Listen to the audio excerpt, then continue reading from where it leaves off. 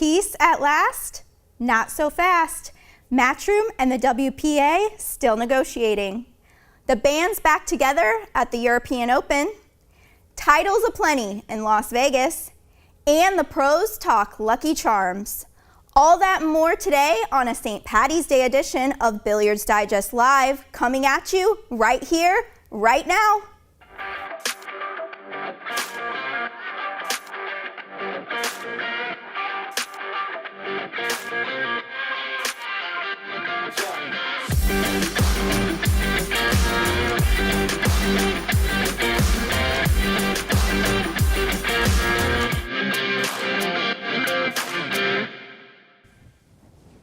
Welcome to a St. Paddy's Day Pot of Gold edition of Billiards Digest Live. I'm Mike Opinozzo, and this leprechaun to my left is Jason O. Bowman. And Jason, I gotta tell you, I was so excited coming to the studio today with my new green Irish jacket, and you're wearing the same thing. Yeah, we didn't communicate properly. Yeah, we look like Irish twins here on set, so that'll be a good one for you folks at home to Google, see what that one means. But well, happy St. Paddy's Day to you. Yeah, same to you. It's good to be back. Our first episode of the year, right? It is. Yeah. It is. We were hoping for a little more excitement than we're going to get. Yeah, something to talk about, though. Yeah, there is. Something to talk about. Just when it looked like we might have the luck of the Irish on our side this month, words that started out so promising now seem to be shrouded in doubt. Last week, we shared breaking news about a temporary truce between the World Pool Association and Matchroom, which at the time opened the doors to all players for the European Open, which is currently underway in Sarajevo, Bosnia and Herzegovina. The news also hinted that a long-term peace treaty between the organizations was in the works and that both sides were, quote, very hopeful for resolution. There is talks, and both parties do have a positive feeling about what hopefully will come out of it by the end of the day. And what hopefully would come out of it is what in a general term? That players will not have to worry about playing anywhere. Exactly. Wouldn't that be nice? That would be fantastic. That was WPA Sports Director Jorgen Sandman from an interview that we did with him just 2 weeks ago. And today, well, it looks like ongoing talks just keep going on. And players in Sarajevo will likely leave that event still uncertain as to what the future holds for their participation in WNT and WPA events. Jason, not exactly what we were looking for. The old one step forward, two steps back, I guess. That's kind of the way it rolls, right? I know it's been a couple weeks that we've been talking about this. When you were out in Vegas at the Predator event, you thought something might be forthcoming then. Obviously dragged on last week. You had the interview there. And thought certainly by now at the European Open, if there was news to report, Matchroom has a tendency to like to report big news during their big events. Yeah. And still nothing forthcoming, and it sounds like this event's going to come and go with no changes probably. Yeah, you know, in the long run, if we hear about it next week, I'm still good with it. I mean, the main thing is that they're still negotiating, still talking. From all indications, appear to be very, very close to getting this ironed out, which usually means that the end game is lawyers changing two words here and sending it back to a lawyer on the other side who changes two words there, and we get, finally get some resolution. But, it's something that we're all looking forward to, something that could really pave the way for a huge 2025 if they can get this all sorted. Big if. Big if. A lot of history there. There is a lot of history there. I mean, this actually started in December of 2022, if you remember. Yeah. It was at the Moscone Cup in Las Vegas when Matchroom founder Barry Hearn went on live television and announced that Matchroom would no longer seek sanction from the WPA. Yeah. And maybe you can expand on that a little bit as to why they went that direction. Well, they went that direction in large part because they were starting to get into the Open Tournament Tour business, as opposed to the invitational stuff, the World Cup of Pool and Matchroom and Moscone Cup. So if they were going to invest this kind of time and money into a full-blown tour, they wanted complete control without outside interference, without having red tape, without having to jump through any hoops. I understand that. And the other side of it was that at that time they didn't feel like they were getting much out of the WPA in terms of assistance anyways. That They didn't really need the WPA to continue. And what the next year showed was that that probably wasn't really the case. I mean, the WPA ended up coming up with a ruling that said in October of 24 that said, or 23. Yeah, and I think we got the timeline if we could pull that back up. October of 23 that said that on March 1st, 2024, bans would be in effect for players who played in non-sanctioned events, right?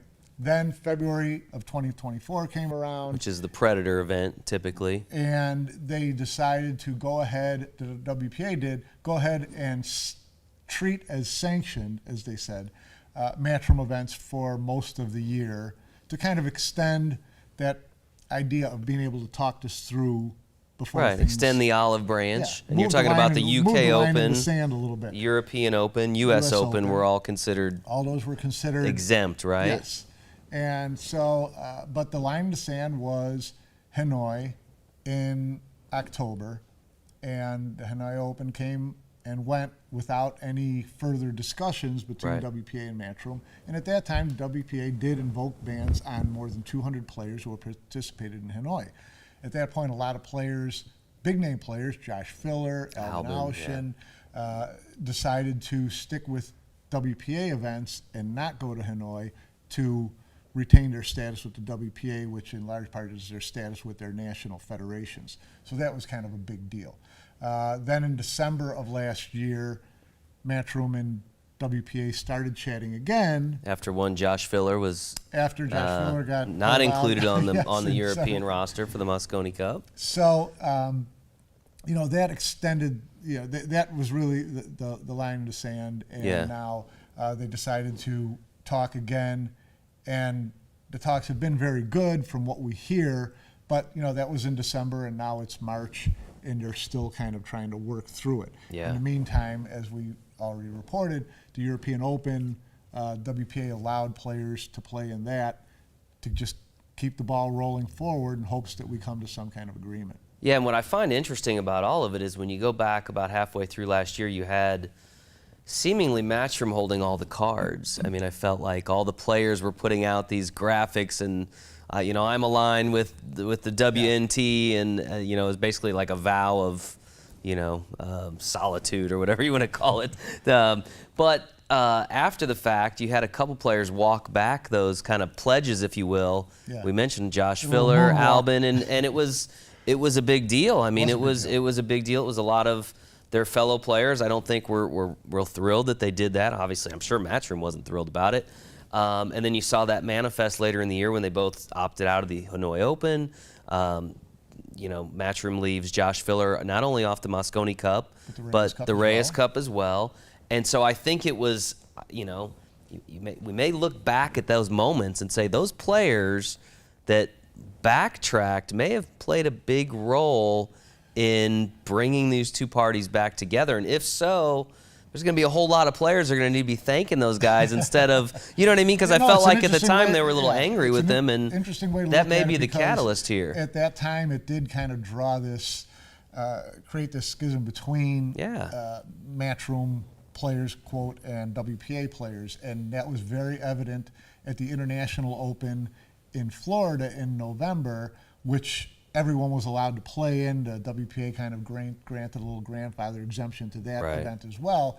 And it was a little frosty in there between the groups. And I think, and we talked about this before, I think by that time, both the WPA and Matchroom realized that this battle isn't really about them, it's about the players. And what they had was a lot of players around the world who were very disenchanted, who were frustrated, who were, just very confused over what their future looked like, and all they wanted to do was play pool. So I think that helped get these two parties back to the negotiating table, And, you know, listen, in the long run, if it takes 3 months, if it takes 4 months to get it done, and we can look at a couple of years in the future of, you know, peaceful coexistence. Hopefully, yeah. That would be a great thing. Yeah, certainly for all the players, and you know, it's something to keep an eye on. It doesn't look like anything's going to be happening though in the next several days while the European Open finishes up. So we'll have to look ahead to the near future, and hopefully the lawyers get it figured out, which is always can be a little tricky when the lawyers get involved. Well, as we mentioned, the European Open is well underway in Bosnia, and the mood is still one of excitement and optimism. The $200,000 prize fund and $40,000 top prize are enticing, but it's that temporary lift on player bans for the event that has added a bounce to the event's step. All the usual suspects are gathered in Sarajevo, including top players who had previously skipped matchroom events to retain their good standing in the WPA. Players like European stars Josh Filler, Dennis Grabe, Albin Aushin, Max Lechner, Alex Kazakis. The European Open marks the return to the full WNT fields of the past 2 years, with the exception of American hopefuls, top-ranked Fedor Gorst, and Team USA captain Sky Woodward, both having passed on the first WNT major of the year because of health issues, but both expected to be back in action by the UK Open in May.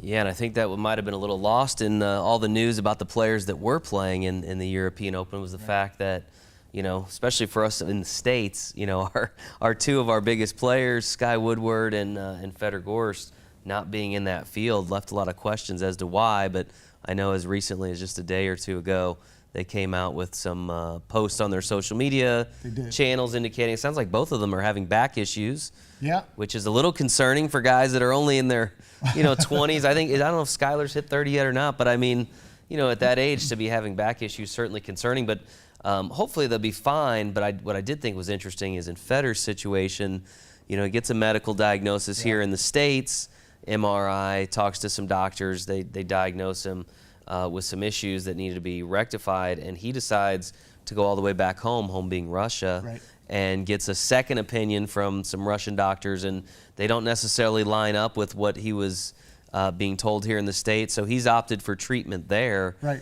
And we'll see. Again, I think it's a matter of. I don't know that I'd bet on the Eastern medicine over the Western, but to each his own, I suppose. Yeah. Well, I'm sure he's comfortable with doctors there. He knows doctors there. He's been treated there before for anything. I'm sure he's had as a kid.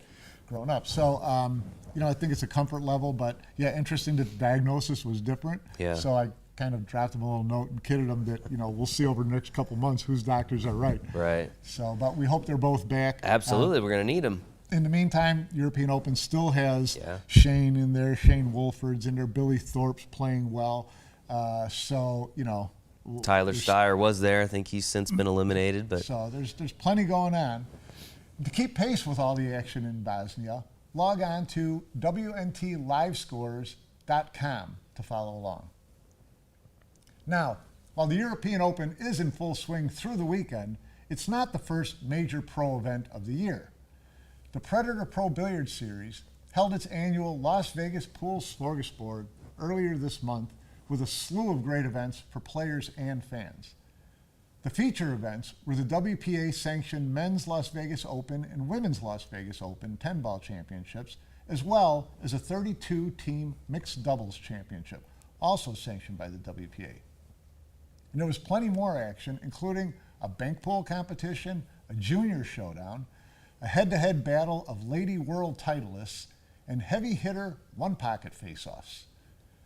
The action took place at the Rio Hotel and Casino, with 128 players facing off in the Las Vegas Open men's division and 64 players lined up in the women's division. With the PBS's unpredictable match format, virtually every match has players on pins and needles. Now, follow this if you can. All matches are races to 4. In the qualification rounds, the matches were races to 2 sets, with the caveat being that at a 3-3 tie in the third set, it would result in a 4-round spot shot shootout. If the match is undecided after 4 innings, the match switches to sudden death innings. In the single elimination final 16, matches moved to races to 3 sets with a shootout deciding the match in the event that the sets were even at 2-2. With most U.S. players and many Asian pros banned from WPA events at the time of the Las Vegas Open, the men's field at the Rio had a decidedly European flavor. In fact, the final 8 was made up of 6 Europeans and a pair of Filipino players, Jeffrey DeLuna and U.S. resident Roberto Gomez. Of course, the odds-on favorite was the mercurial Filler, who steamrolled his way through the field, losing just 1 set in his first 5 matches. In the quarterfinals, however, Filler was pushed to a shootout against New Zealand-based Dutchman Marco Teucher. But in the second round of the pressure-packed shootout, a noise from the stands broke Teucher's concentration, causing him to miss, which proved to be the difference in the match. Filler then moved into the title match after dispatching Greece's Alex Kazakis. But it was Estonia's Dennis Grabe who stole the show in Vegas. The 35-year-old veteran made an unbeaten run of his own to the final, withstanding shootout wins in the last 32 and final 16 to advance. The maddening beauty of the PBS format was in full bloom in the title match, as Filler toyed with Grabe through the opening 2 sets, winning 4-0 and 4-1, and leading 3-2 in the third set. Filler was a game from claiming the title. But a miss allowed Grabe to fight back to take the set 4-3, and then he cruised to a 4-1 win in the fourth set, forcing a shootout for all the marbles. Both players were perfect through the first 3 innings of the shootout before Filler blinked first. And with an opportunity to seal the biggest title of his career, Grabe stepped up and calmly deposited the spot shot to win the title and a $37,000 top prize. Afterwards, we caught up with the new champ about his monumental comeback against the game's best player. So Dennis, congratulations. It's a huge win for you. How does this rate with Maldives Open? Is this a bigger title for you? Is this the biggest for you? Yeah, I think for sure it's the biggest title because there was 128 players, one of the best in the world. To beat Filler in the final, it's amazing. Yeah, it's for sure my greatest win. Yeah. And how was the week overall for you in terms of, this is a different format with the, the sets and everything? I think the format suits to me because there's a lot of tactical game in 10 ball. I like 10 ball, and also the sets format, you have always a chance to come back. Even if you miss a few shots, there's still another set. While like races to 9, you maybe make 1 or 2 errors, you're gonna be down 6-1 and you have no chance anymore. Yeah. And the whole week I was grinding, and it's crazy actually to believe because I was down with John Mora as well, crazy, and somehow I managed to win. And in the final, I thought third set, I tried to win that set and maybe I can win the fourth as well and force a shootout, and that's exactly what happened. Of course, I must say I was fortunate, but I have been knocking on the door many years already, and I've been playing a lot, so it pays off. This is 2 big wins for you in the last year, which is fantastic.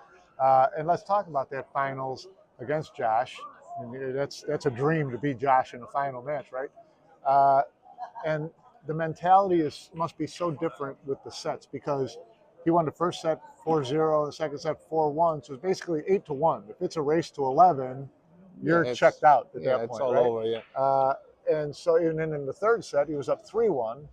So essentially it was 11-2 in game. But you stayed in there and fought back to 3-3, and then won that set. That was critical.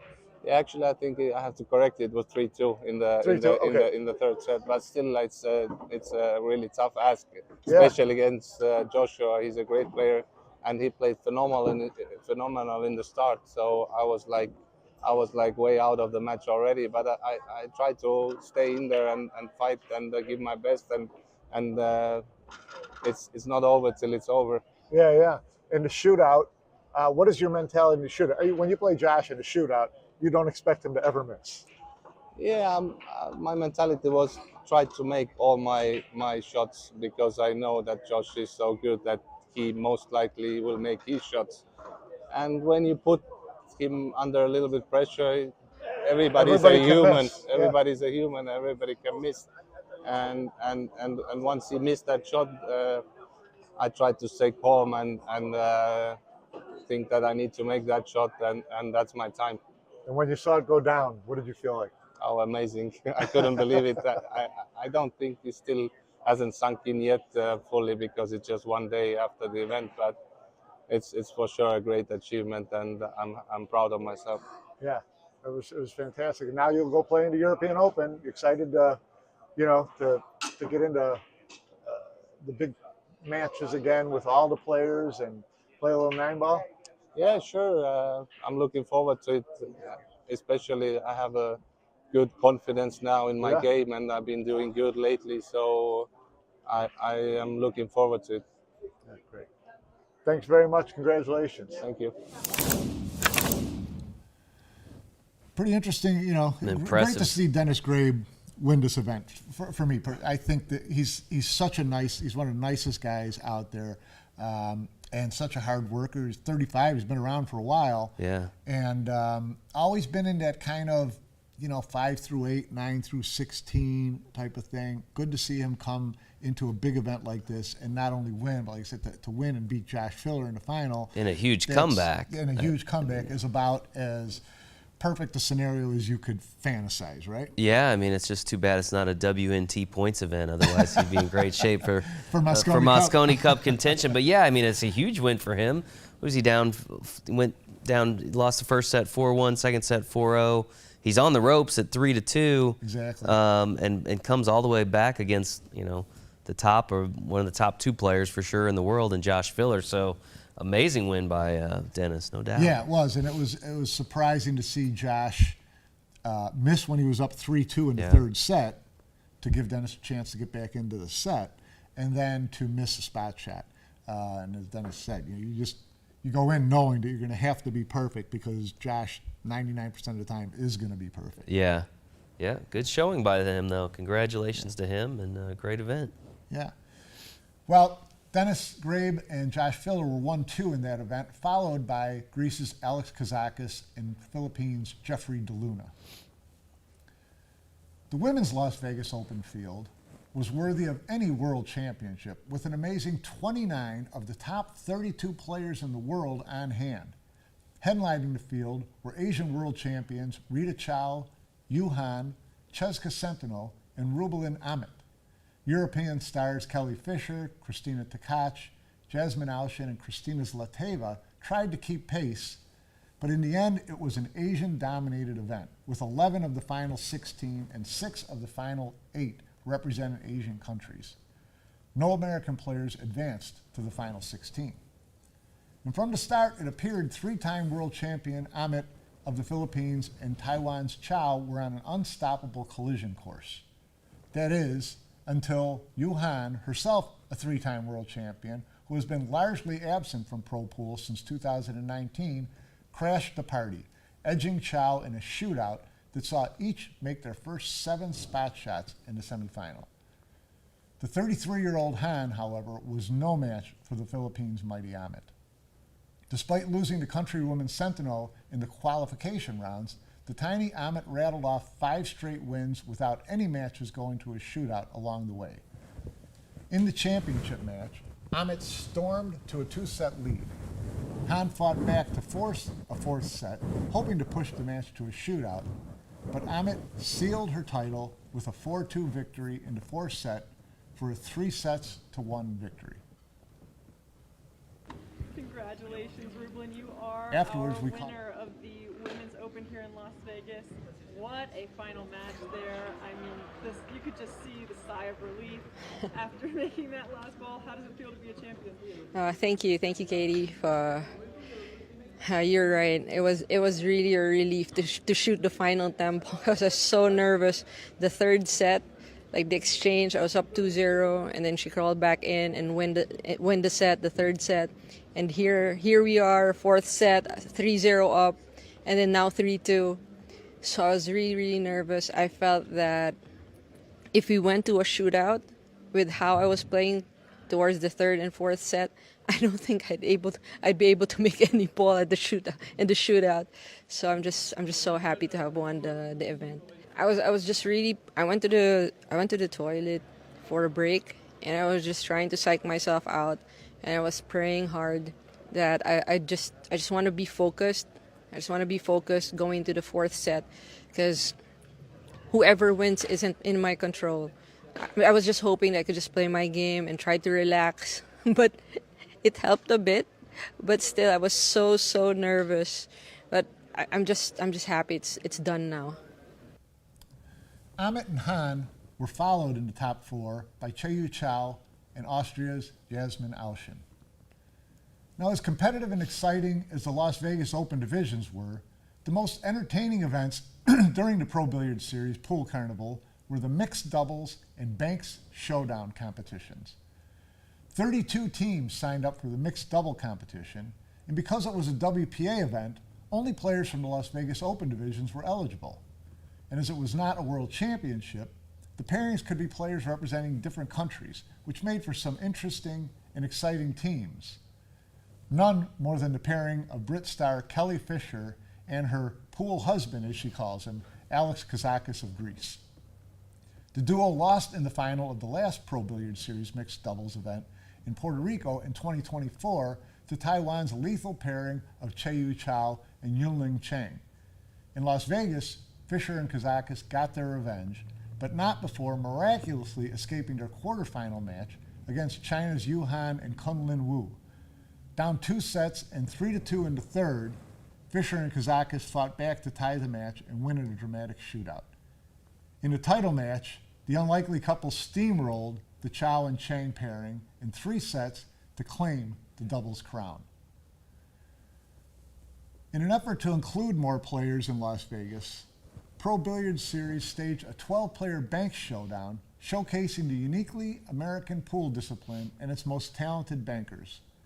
And in a field with American, Filipino, and Canadian players, along with Germany's Josh Biller, it was Billy the Banker who made the most deposits. Bankpool strongman Billy Thorpe dazzled fans through 8 matches in the 9-ball Banks format to claim the title. And during a scintillating 3-1 win over Sky Woodward in the quarterfinals, Thorpe closed the match with a 2-game run of 10 consecutive banks, firing in shots from every angle imaginable. So impressed was Woodward that after Thorpe had secured the match with several balls remaining on the table, Woodward urged his close friend to keep shooting, which Billy did, firing in 1 more bank for an incredible 11 bank total. While Thorpe didn't bring the same firepower to the title match against Filipino Roberto Gomez, he did run 5 and out to win the second set and then finished off Gomez with a cross-corner bank in the third set. We caught up with Billy the Banker after the final, and here's what he had to say. So congratulations. Tell me how you felt through the final. You had a nice 5-ball run in the second game, but there was a lot of cat and mouse going on. Yeah. I mean, it wasn't my best performance, I guess, but I played pretty solid for the most part. I didn't really, I didn't run the 11, I guess, but I guess I got the job done.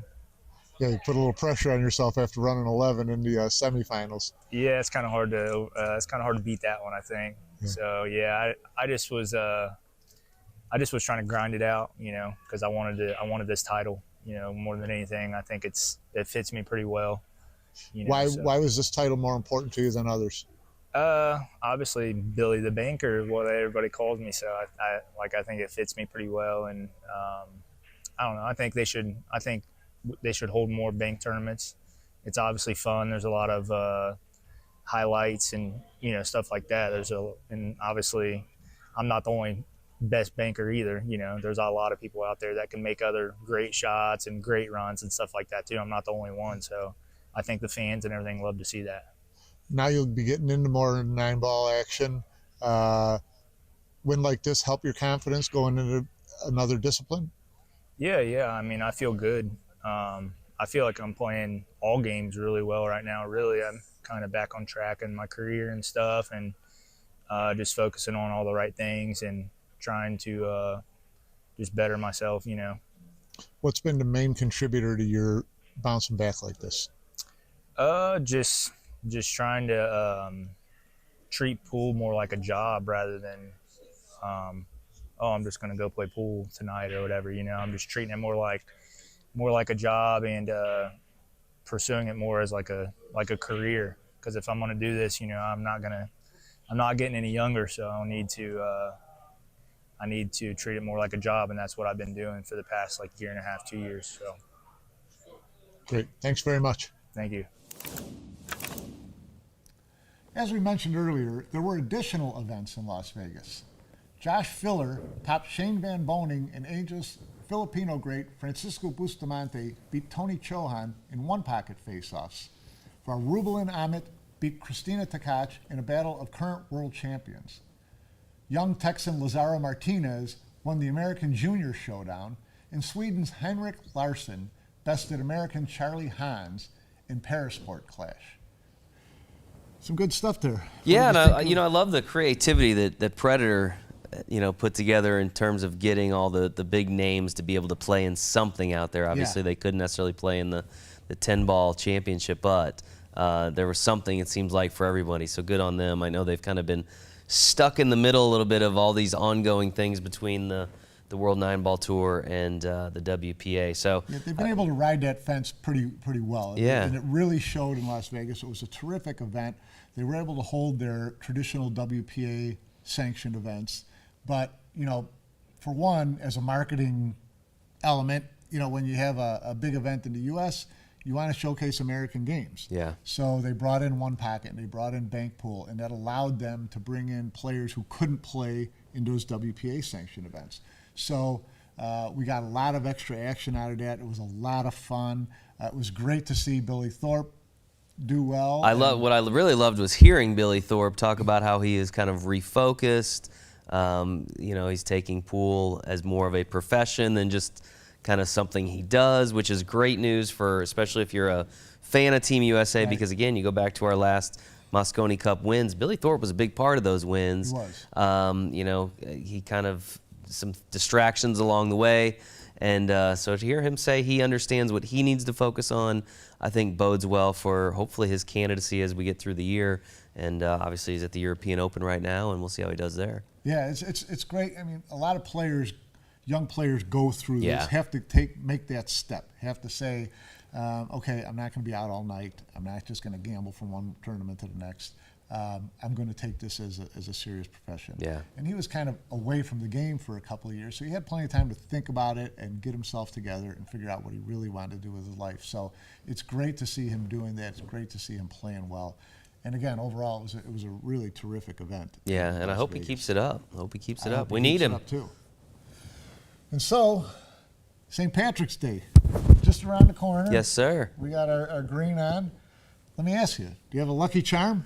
So when we went through this in rehearsals, I said no, but then I remembered that years ago, one of my best friends, I don't know why, but for some reason I've been carrying this. It's a Ace of Diamonds. I've been carrying this thing for like 30-something years in my wallet. I can't remember the significance of why we started. I think he's got one as well. I don't remember why we thought it was a good idea, but for whatever reason, and through all the wallets over the years, that card has been carried over. That's the impressive thing. It's made the transition from one wallet to the next. And I can't complain. 30 years later, I got no complaints. So it is a lucky charm, and I'll continue to carry it. Well, with pool players being notoriously superstitious, we pulled some aside in Las Vegas to ask them if they did indeed carry lucky charms with them when they played. And some of the responses were pretty interesting. Well, guys, I actually have several lucky charms, and I'm going to show you a few today that I carry with me all the time in my pool case. So the first one I'd like to show you is a blue love heart, and that was given to me from Janet Atwell. We have a little ritual that every time she wore blue and watched me play, I'd win. So what she did was one day she had to leave early and not be able to watch her finals. So she went out, bless her, and got me a blue love heart to represent her being there watching me play. And I did win, actually, so I've carried that around ever since. Thank you, Janet. The second one is very meaningful. It was given to me from my mum, or should I say even both my parents, but my mum did actually give it to me. And this is, my mum was very religious, Catholic religion, and it was for my safety. It was when I was very young, probably, I don't know, around 13, 14, I can't remember. But this is a St. Christopher, patron saint for travel, so to keep me safe, along with some other little memorabilia to keep and to look after me, make me safe and healthy. And yeah, so I've carried that around ever since I was, 12, since I began to really go to tournaments. And me and my dad would go, and she gave me this to not bring me luck, but to keep me safe and healthy. And then the last one's a weird one. Okay, so this one was given to me by another junior player at that time, and she ended up being a really good friend of mine. So I must have been about 12, 13 years old. And back then, all them many years ago, trolls, don't know if you remember them guys, but trolls were the thing that you, I think they've come back out now, that you bought and you had carried around with you. Well, the story goes that my troll has never left my snooker case. And when I come to America, I brought it with me and it got transferred into my pool case. And it's never ever been out. Not as them, by the way, but this one's never ever left my side, all the way from the UK playing snooker. But the weird thing is, it got melted. It melted. I left it in the car. I don't even know how it happened, but it got melted. Here's the troll. It's disgusting. But I keep it in a little plastic bag, so I don't really look at it. But yeah, it's been with me for 34 years, 35 years maybe, 34, 35 years, going around the globe. But the poor thing has been melted. Her hair is melted over her eyes, and I blame that when I miss. It's because my troll, her eyes are covered with her hair. So anyway, she is my lucky charm. She's been with me ever since I began, and she'll stay with me until I end. Same with the other two. Thanks for watching, guys. I hope you like the stories behind the lucky charms. Yeah, so I don't really have a good luck charm, but I am a little bit superstitious. So whenever I'm winning, I keep on the same shirt and the same trousers. But I want everybody to know that I'm gonna wash it every day. Yeah, I have a good luck charm with me at all times. My grandpa. On the back it says, "You got this." Picture of him. So that's why I keep on me all the time in my case. My good luck charm. So I have this little bracelet as my good luck charm, and it has a little 4-leaf clover, which I love, and of course that's supposed to be luck. And it's also red, and in Serbia it sort of represents protection. So yeah, I love taking that, and I did wear it when I won this the last WPBA event in Wisconsin. So yeah, love it. Okay, I cannot tell I have like lucky charms, but I have like presents I like to keep from my friends. I don't know, they give me good memories every time I see them. It reminds me of them, and I like to keep them. Like some of them are those I keep hanging on my cue case, and I have few more inside the cue case, so that's what I have. I don't really have a good luck charm for myself, but my dad, he brings like a bunch of pairs of weird socks to my tournaments, and he'll have like his day 1 socks, his day 2 socks, his day 3 socks is what he calls them. And then he thinks like if he wears his day 1 socks on day 1, then that will help me win, and so on for the rest of them. So I guess that's his good luck charm for me. My good luck charm is like a little pinky pig that I got several years ago. I can't even remember who gave it to me, but it's always in my suitcase, and I wouldn't travel without it. If I had to choose one lucky charm, it would probably be my red jam up jersey that I wear every time I'm in the finals, or anytime on a final day. I usually wear it, and usually I've won a lot of stuff in it. That's why. My good luck charm is my wife Margaret when she's with me, but when she's not there, I have this little heart-shaped little stone that she gave me, so I can carry it in my case when she's not there. Fun stuff. Pretty cool little segment there, hearing about all their little good luck charms that they're hauling around. It was fun. What about you? You got a good luck charm?